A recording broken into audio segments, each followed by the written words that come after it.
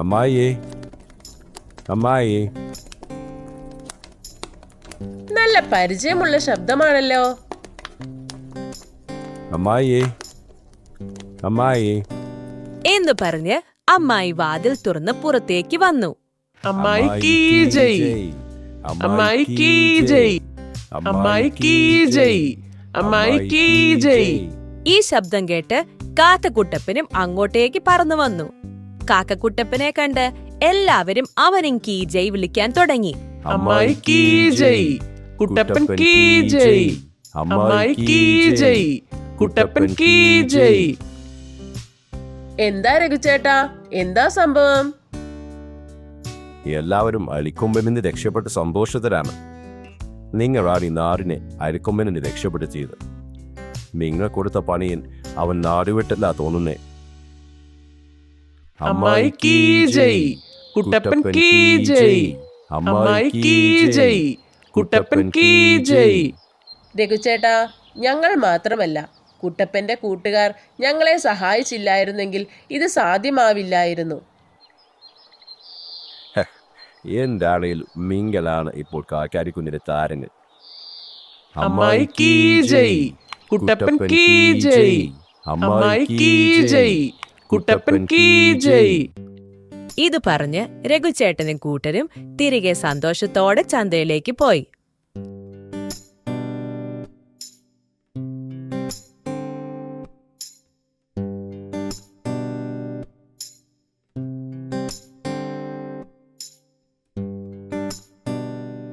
പെട്ടെന്ന് കഴിക്കു കുട്ടപ്പ, ചന്തയിൽ പോകാൻ സമയമായി എന്ന് പറഞ്ഞ് അമ്മായിയും കുട്ടപ്പനും അപ്പവുമായി ചന്തയിലേക്ക് പോയി.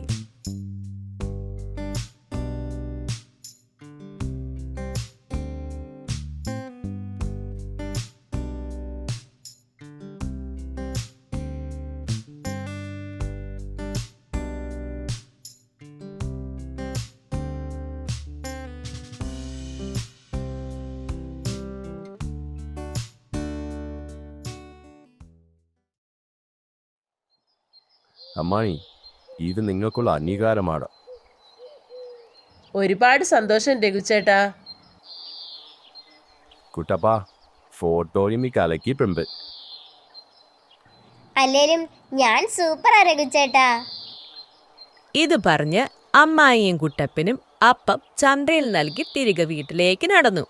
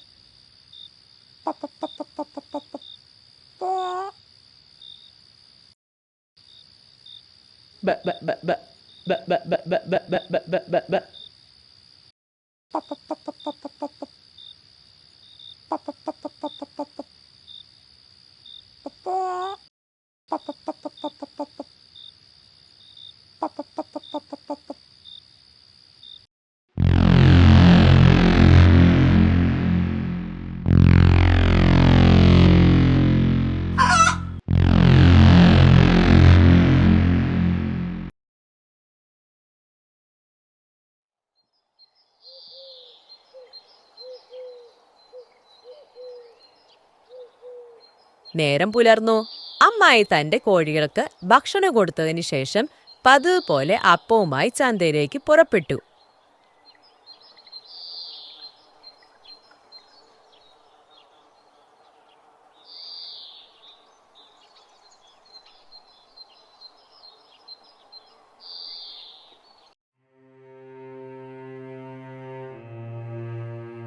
വഴിയിൽ സങ്കടത്തോടിരിക്കുന്ന രാമുവിനെ കണ്ട് അമ്മായി ചോദിച്ചു.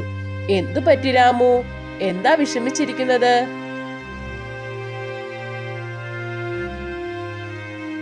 ഒന്നും പറയണ്ട എന്റെ അമ്മായി.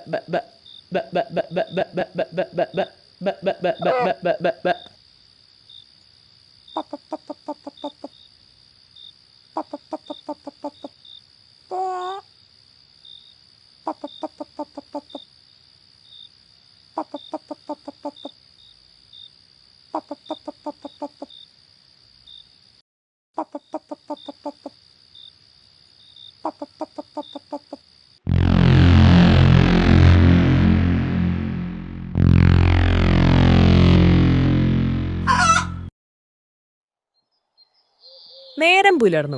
തന്റെ കോഴികൾക്ക് തീറ്റ കൊടുക്കുവാൻ കൂടിനരികിലെത്തിയ അമ്മായി ഞെട്ടിപ്പോയി. തന്റെ കോഴികളിൽ ഒരാളെ കാണുന്നില്ല. കുട്ടപ്പാ കുട്ടപ്പാ കുട്ടപ്പാ. മരക്കൊമ്പിലിരുന്ന കുട്ടപ്പൻ പറന്ന അമ്മായിയുടെ അരികിലെത്തി. എന്തു പറ്റി അമ്മായി? കുട്ടപ്പാ, കുറവാക്കള്ളന്മാർ ഇവിടെയും എത്തിയെന്നാ തോന്നുന്നത്. നമ്മുടെ കോഴികളിൽ ഒരാളെ കാണുന്നില്ല. അതെ അമ്മായി, ഇതാ കുറവാക്കള്ളന്മാരുടെ പണി തന്നെയാ.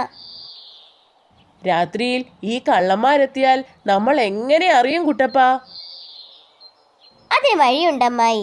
ഞാൻ പോയി ആ മൂങ്ങച്ചാരെ കണ്ടിട്ട് വരാം. എന്ന് പറഞ്ഞ് കാത്തുകുട്ടപ്പൻ മൂങ്ങച്ചാരെ തപ്പി പറന്നു.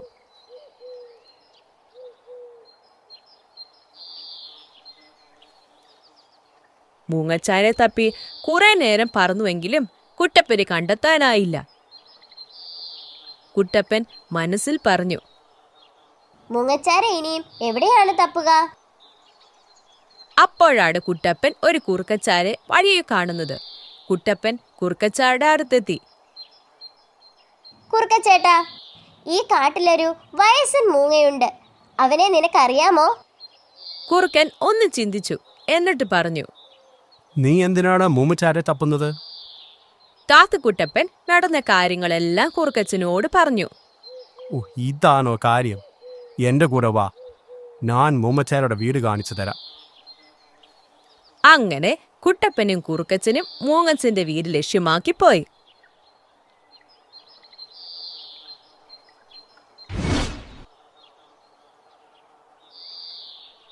മൂങ്ങച്ചാരെ കണ്ട കാക്കക്കുട്ടപ്പൻ നടന്ന കാര്യങ്ങളെല്ലാം മൂങ്ങച്ചാരോട് പറഞ്ഞു. മൂങ്ങച്ചാരെ, നിനക്ക് രാത്രിയിൽ കണ്ണ് നന്നായി കാണാമല്ലോ. നീ എൻ്റെ കൂടെ വന്ന് രാത്രിയിൽ ഈ കളവ് നടത്തുന്നത് ആരാണെന്നൊന്ന് കണ്ടുപിടിച്ച് തരാമോ? ഹാ കുട്ടപ്പാ, എനിക്ക് പ്രായം ഒരുപാടായി. പഴയതുപോലെ കാഴ്ചശക്തി ഒന്നുമില്ല ഇപ്പോൾ. നീ ഒരു കാര്യം ചെയ്യേ, കളനെ കൊടുത്താൻ എന്തെങ്കിലും ഒരു പദ്ധതി ആലോചിക്കുക. അങ്ങനെ അവർ കള്ളനെ കൊടുക്കുവാനുള്ള പദ്ധതികൾ ആലോചിക്കുവാൻ തുടങ്ങി. കൂട്ടുകാരെ, ഞാനൊരു വഴി പറഞ്ഞു തരാം. കുറുവ കള്ളം കൂടുതലായി കോഴിയല്ലേ പിടിക്കുന്നത്. അപ്പോൾ നിങ്ങളൊരു കാര്യം ചെയ്യും, വീട്ടിലെ കോഴിക്കൂടിന് മുൻപിലായി ഒരു കുഴി ഒടിച്ച് അത് ആരും അറിയാതെ മറച്ചു വയ്ക്കുക. ഹാ, അത് കൊള്ളാം. അതെ, കുഴിയിൽ വീണാൽ അവൻ്റെ കാര്യം പോയത് തന്നെ. എങ്കിൽ ശരി കൂട്ടുകാരെ. എന്ന് പറഞ്ഞ് കാക്കക്കുട്ടപ്പൻ തിരികെ വീട്ടിലേക്ക് പോയി.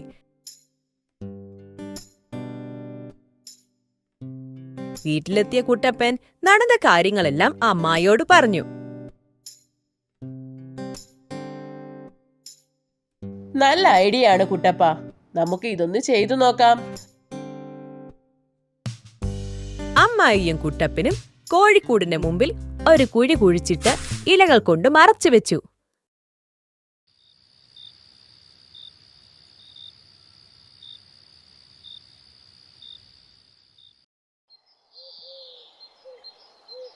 നേരം പുലർന്നു. തന്റെ കോഴികൾക്ക് തീറ്റ കൊടുക്കുവാൻ കൂടിനരികിലെത്തിയ അമ്മായി ഞെട്ടിപ്പോയി. കുട്ടപ്പ, കുട്ടപ്പ, കുട്ടപ്പ. എന്താ അമ്മായി, എന്തു പറ്റി? ഇന്ന് നമ്മുടെ കോഴികളിൽ ഒരാളെ കാണുന്നില്ല. കക്കാൻ വരുന്നവർ സൂത്രശാലികൾ തന്നെ. നമ്മുടെ കെണികളിൽ ഒന്നും പെടുന്നില്ലല്ലോ. അമ്മായി, ഇന്ന് ഞാൻ അവന്മാരെ കുടുക്കിയിരിക്കും. എന്ന് പറഞ്ഞ് കുട്ടപ്പൻ മൂങ്ങച്ചാരുടെ അടുക്കലേക്ക് പറന്നു.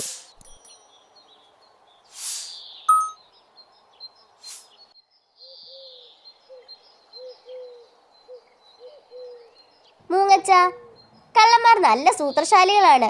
നമ്മുടെ കുഴിയിലൊന്നും അവന്മാര് വീണില്ല. കുട്ടപ്പാ, അതൊന്നും അല്ല കാര്യം.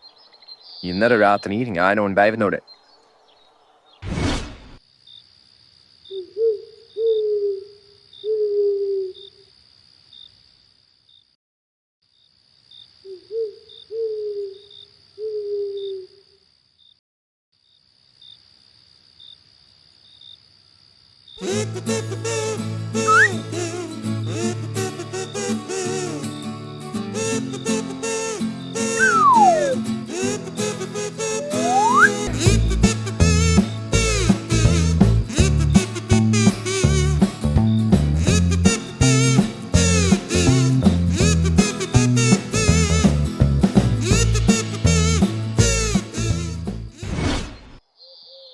എടാ കള്ള കുറുക്കാ,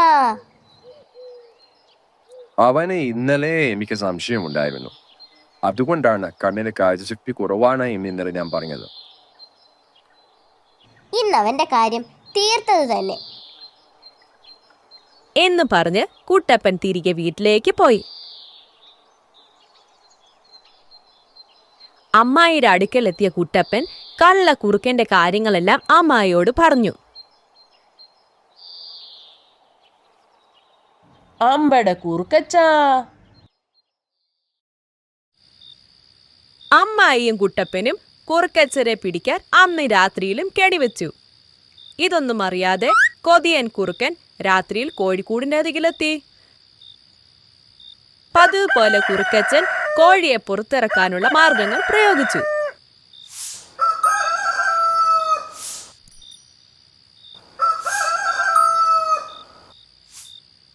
ശബ്ദം കേട്ട് കോഴി പുറത്തിറങ്ങാതെ വന്നപ്പോൾ കൊതിമൂത്ത കുറുക്കച്ചൻ കോഴിക്കൂടിനുള്ളിലേക്ക് തന്റെ കൈയിട്ടു.